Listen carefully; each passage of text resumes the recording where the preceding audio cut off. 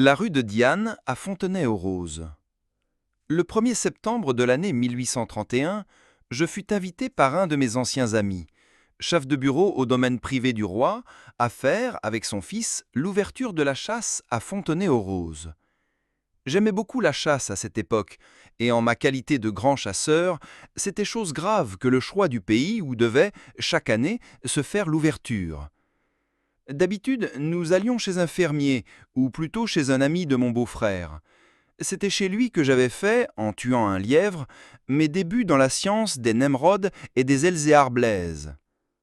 Sa ferme était située entre les forêts de Compiègne et de Villers-Cotterêts, à une demi-lieue du charmant village de Morienval, à une lieue des magnifiques ruines de Pierrefonds. Les 2 ou 3 000 arpents de terre qui forment son exploitation présentent une vaste plaine presque entièrement entourée de bois, coupée vers le milieu par une jolie vallée au fond de laquelle on voit, parmi les prés verts et les arbres aux tons changeants, fourmiller des maisons à moitié perdues dans le feuillage et qui se dénoncent par les colonnes de fumée bleuâtre qui, d'abord protégées par l'abri des montagnes qui les entourent, montent verticalement vers le ciel et ensuite, arrivées aux couches d'air supérieures, se courbent élargies comme la cime des palmiers dans la direction du vent.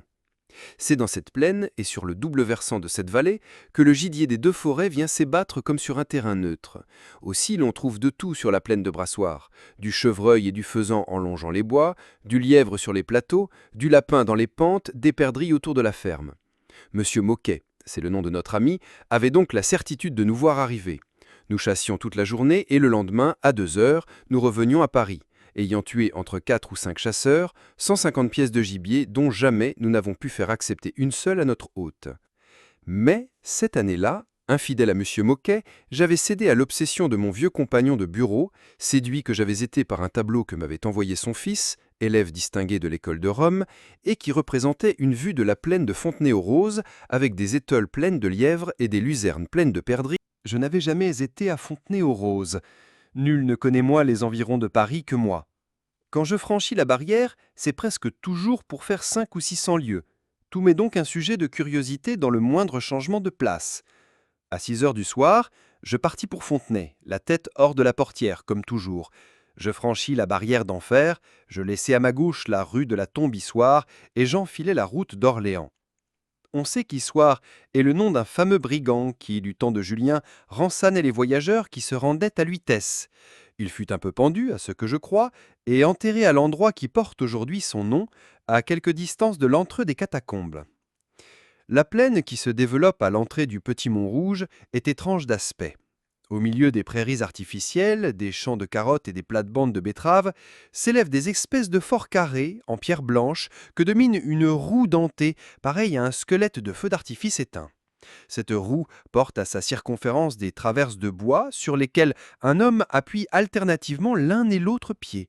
Ce travail d'écureuil, qui donne aux travailleurs un grand mouvement apparent sans qu'ils changent de place en réalité, a pour but d'enrouler autour d'un moyeu une corde qui, en s'enroulant, amène à la surface du sol une pierre taillée au fond de la carrière et qui vient voir lentement le jour. Cette pierre, un crochet l'amène au bord de l'orifice où des rouleaux l'attendent pour la transporter à la place qui lui est destinée. Puis la corde redescend dans les profondeurs, où elle va rechercher un autre fardeau, donnant un moment de repos au moderne ixion, auquel un cri annonce bientôt qu'une autre pierre attend le labeur qui doit lui faire quitter la carrière natale, et la même œuvre recommence pour recommencer encore, pour recommencer toujours. Le soir venu, l'homme a fait 10 lieues sans changer de place. S'il montait en réalité en hauteur, d'1 degré à chaque fois que son pied pose sur une traverse, au bout de 23 ans, il serait arrivé dans la lune.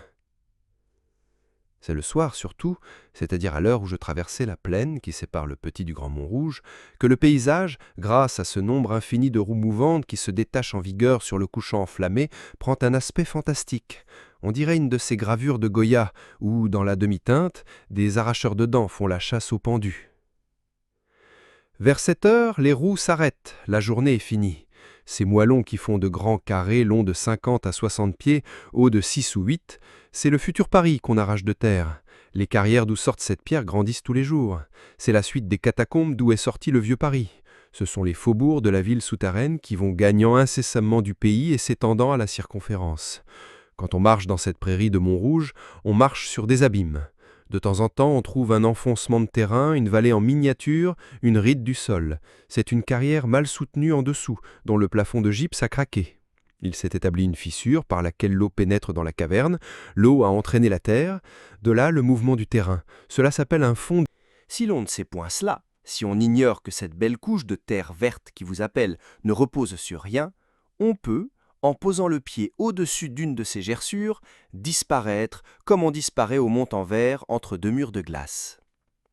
La population qui habite ces galeries souterraines a, comme son existence, son caractère et sa physionomie à part. Vivant dans l'obscurité, elle a un peu les instincts des animaux de la nuit, c'est-à-dire qu'elle est silencieuse et féroce. Souvent, on entend parler d'un accident. Un été a manqué, une corde s'est rompue, un homme a été écrasé. À la surface de la terre, on croit que c'est un malheur. 30 pieds au-dessous, on sait que c'est un crime. L'aspect des carriers est en général sinistre. Le jour, leur œil clignote, à l'air, leur voix est sourde. Ils portent des cheveux plats, rabattus jusqu'aux sourcils, une barbe qui ne fait que tous les dimanches matins connaissance avec le rasoir, un tablier de cuir blanchi par le contact de la pierre, un pantalon de toile bleue. Sur une de leurs épaules est une veste pliée en deux, et sur cette veste pose le manche de la pioche ou de la bisègue qui, 6 jours de la semaine, creuse la pierre. Quand il y a quelque émeute, il est rare que les hommes que nous venons d'essayer de peindre ne s'en mêlent pas. Quand on dit à la barrière d'enfer « Voilà les carriers de Montrouge qui descendent !» les habitants des rues avoisinantes secouent la tête et ferment leurs portes.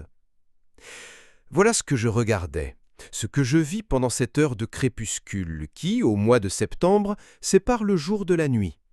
Puis, la nuit venue, je me rejetai dans la voiture, d'où certainement aucun de mes compagnons n'avait vu ce que je venais de voir. Il en est ainsi en toutes choses. Beaucoup regardent, bien peu voient. Nous arrivâmes vers les 8h30 à Fontenay. Un excellent souper nous attendait, puis après le souper, une promenade au jardin. Sorrent est une forêt d'orangers. Fontenay est un bouquet de roses. Chaque maison a son rosier qui monte le long de la muraille, protégé au pied par un étui de planches. Arrivé à une certaine hauteur, le rosier s'épanouit en gigantesque éventail. L'air qui passe est embaumé, et lorsqu'au lieu d'air il fait du vent, il pleut des feuilles de rose comme il en pleuvait à la fête Dieu quand Dieu avait une fête. De l'extrémité du jardin, nous eussions eu une vue immense s'il eût fait jour. Les lumières seules, semées dans l'espace, indiquaient les villages de Sceaux, de Bagneux, de Châtillon et de Montrouge. Au fond s'étendait une grande ligne roussâtre d'où sortait un bruit sourd, semblable au souffle de Léviathan. C'était la respiration de Paris. On fut obligé de nous envoyer coucher de force, comme on fait aux enfants. Sous ce beau ciel tout brodé d'étoiles, au contact de cette brise parfumée, nous eussions volontiers attendu le jour. À 5 heures du matin, nous nous mîmes en chasse, guidés par le fils de notre hôte, qui nous avait promis monts et merveilles, et qui, il faut le dire, continua à nous vanter la fécondité giboyeuse de son territoire avec une persistance digne d'un meilleur sort. À midi, nous avions vu un lapin et 4 perdrix. Le lapin avait été manqué par mon compagnon de droite, une perdrix avait été manquée par mon compagnon de gauche, et sur les 3 autres perdrix, 2 avaient été tués par moi. À midi, à Brassoir, j'eusse déjà envoyé à la ferme 3 ou 4 lièvres et 15 ou 20 perdrix. J'aime la chasse, mais je déteste la promenade, surtout la promenade à travers champs. Aussi, sous prétexte d'aller explorer un champ de luzerne situé à mon extrême gauche, et dans lequel j'étais bien sûr de ne rien trouver, je rompis la ligne et fis un écart. Mais ce qu'il y avait dans ce champ, ce que j'y avais avisé dans le désir de retraite qui s'était déjà emparé de moi depuis plus de 2 heures, c'était un chemin creux qui, me dérobant au regard des autres chasseurs, devait me ramener par la route de Sceaux droit à Fontenay-aux-Roses. Je ne me trompais pas. À 1 heure sonnante au clocher de la paroisse, j'atteignais les premières maisons du village. Je suivais un mur qui me paraissait clore une assez belle propriété, lorsqu'en arrivant à l'endroit où la rue de Diane s'embranche avec la grande rue, je vis venir à moi du côté de l'église un homme d'un aspect si étrange que je m'arrêtai et qu'instinctivement j'armai les 2 coups de mon fusil, mu que j'étais par le simple sentiment de la conservation personnelle. Mais pâle, les cheveux hérissés, les yeux hors de leur orbite, les vêtements en désordre et les mains ensanglantées, cet homme passa près de moi sans me voir. Son regard était fixe et atone à la fois. Sa course avait l'emportement invincible d'un corps qui descendrait une montagne trop rapide, et cependant sa respiration râlante indiquait encore plus d'effroi que de fatigue. À l'embranchement des deux voies, il quitta la grande rue pour se jeter dans la rue de Diane, sur laquelle s'ouvrait la propriété dont, pendant 7 ou 8 minutes, j'avais suivi la muraille. Cette porte, sur laquelle mes yeux s'arrêtèrent à l'instant même, était peinte en vert et était surmontée du numéro 2. La main de l'homme s'étendit vers la sonnette bien avant de pouvoir la toucher. Puis il l'atteignit, l'agita violemment et, presque aussitôt, tournant sur lui-même, il se trouva assis sur l'une des 2 bornes qui servent ouvrage avancé à cette porte. Une fois là, il demeura immobile, les bras pendants et la tête inclinée sur la poitrine. Je revins sur mes pas, tant je comprenais que cet homme devait être l'acteur principal de quelque drame inconnu et terrible. Derrière lui, et aux 2 côtés de la rue, quelques personnes, sur lesquelles il avait sans doute produit le même effet qu'à moi, étaient sorties de leur maison et le regardaient avec un étonnement pareil à celui que j'éprouvais moi-même. À l'appel de la sonnette qui avait résonné violemment, une petite porte percée près de la grande s'ouvrit, et une femme de 40 à 45 ans apparut. « Ah, c'est vous, Jacquemin » dit-elle. « Que faites-vous donc là ?»« Monsieur le maire est-il chez lui ?»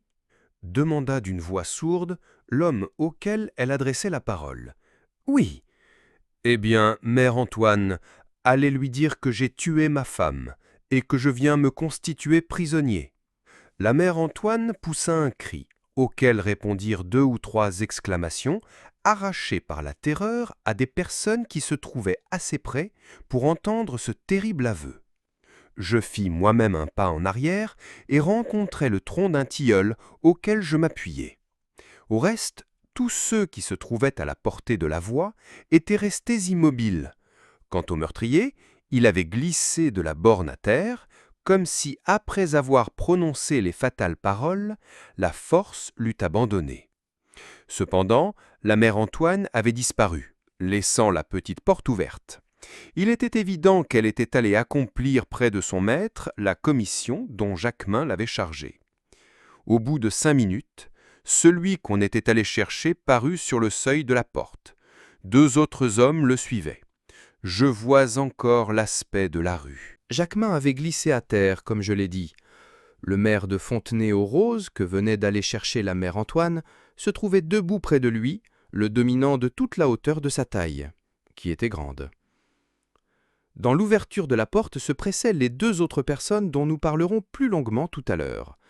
J'étais appuyé contre le tronc d'un tilleul planté dans la grande rue, mais d'où mon regard plongeait dans la rue de Diane.